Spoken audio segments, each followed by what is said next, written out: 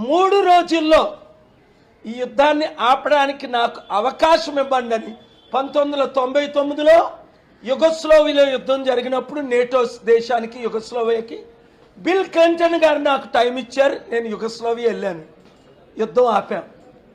2006 తర్వాత 11లో మన Indian parliament American లీడర్స్తో Libya వెళ్ళాం. అప్పుడు ఒబామా గారు నాకు 72 గంటల టైం ఇచ్చారు. ఆ యుద్ధం ఆపడానికి ప్రయత్నించాం, తర్వాత ఆపగలిగాం. 2002లో ఇండియా పాకిస్తాన్కి నాకు అవకాశం ఇచ్చారు. పాకిస్తాన్ వెళ్ళాను, వాజ్పేయి గారితో ఇక్కడ కలిసాం, ఆ యుద్ధం ఆపాం.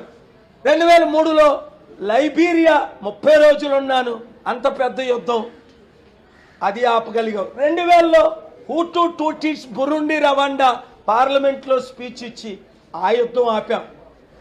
ఇది అన్నిటికంటే చాలా డేంజరస్ యుద్ధం. ఎందుకు?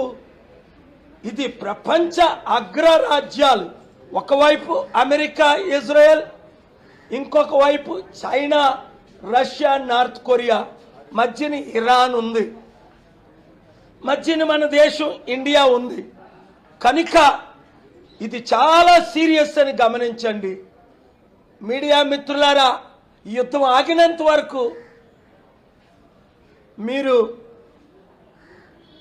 మీ ఛానల్లో శాంతి కొరకు మాత్రమే మాట్లాడండి, రాజకీయాలు పక్కన పెట్టి.